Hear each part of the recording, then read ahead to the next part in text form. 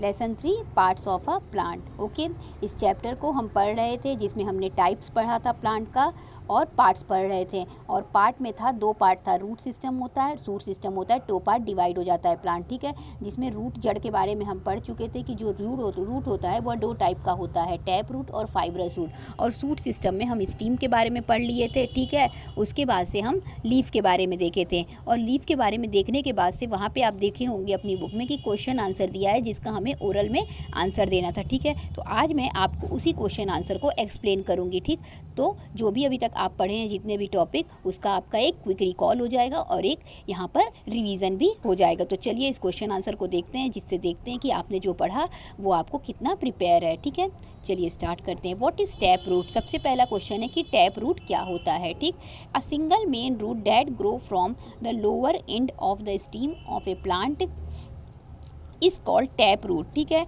जो single main root होता है जो स्टीम से जड़ तक जाता है। ठीक है, स्टीम से जो मिट्टी तक जाता है। ठीक, जो जड़ होता है वह स्टीम से सीधा मिट्टी तक जाता है। मतलब कि क्या हो गया, अगर यहाँ पे इस तरीके से एक प्लांट है, ठीक, तो इसका जो जड़ होगा वो इस तरीके से सीधा जा रहा है। ठीक, तो इस तरीके की जो रूट होती है इसे सिंगल मेन रूट कहेंगे।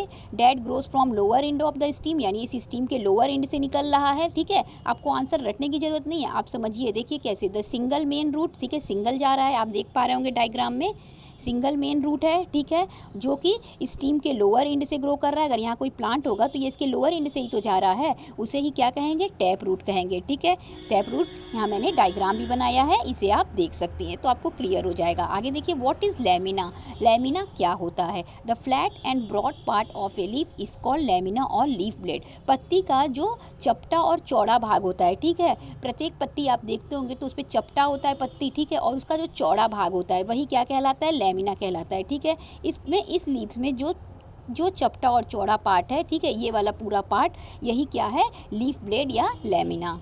थर्ड देखिए, give two function of leaf. Function मतलब क्या होता है, कार्य होता है। तो हमें पत्तियों का कार्य बताना है। कितना कार्य बताना है, 2 कार्य बताना है। ठीक है, the 2 function of leaf are, leaf का 2 फंक्शन होता है। First one is it prepare food for the plant in the presence of air, water and sunlight. ये प्लांट के लिए भोजन बनाता है हवा, पानी और धूप की उपस्थिति में। जब धूप मिलेगा यानी सनलाइट मिलेगा तब हवा और पानी की उपस्थिति में ये प्लांट के लिए भोजन बनाने का काम करता है, जो कि बहुत ही महत्वपूर्ण कार्य है। ठीक है, क्योंकि भोजन की ज़रूरत सबको है।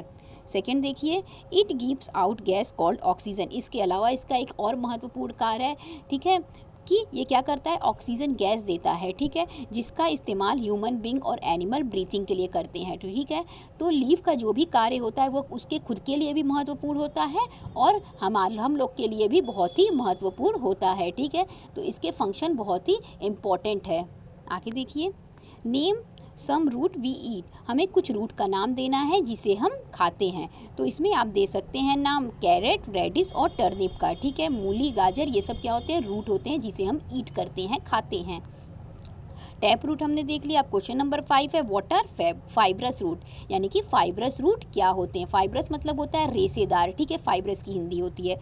A number of tiny root growing from the end of stem is called fibrous root. आप देख रहे थे कि टैप रूट में क्या था, अगर ऐसे कोई प्लांट है तो उससे सिंगल मेन रूट जा रहा था। ठीक है, सिंगल रूट उसके स्टीम के लोअर एंड से ग्रो कर रहा था। लेकिन क्या है इसमें कि स्टीम के लोअर एंड से क्या होगा, नंबर ऑफ ढेर सारे इस तरीके से उसमें ब्रांचेस निकलने लगेंगे। ठीक है, ढेर सारे इस तरीके से रूट निकलने लगेंगे। जो इस तरह के रूट होंगे उसे हम फाइब्रस रूट कहेंगे। ठीक, और फाइब्रस रूट आपको देखने में मिल सकता है ग्रास में। जब आप कभी ग्रास को उखाड़िएगा तो उसमें देखिएगा इसी तरीके से, ऐसा नहीं है कि उसमें इस तरीके से सीधा रूट जा रहा हो। ठीक है, उसमें क्या होता है, इस तरीके से पूरा बिखरा रहता है रूट। ठीक, जब आप घास को कभी उखाड़िएगा किसी फील्ड से तो आपको ये चीज़ देखने को मिल जाएगा। ठीक है, उम्मीद करती हूँ आपको ये क्वेश्चन आंसर अच्छे से समझ में आ गया होगा। ठीक है, इसके बाद हम आगे अपनी अगली टॉपिक को फिर से कंटिन्यू करेंगे। Okay, thank you so much.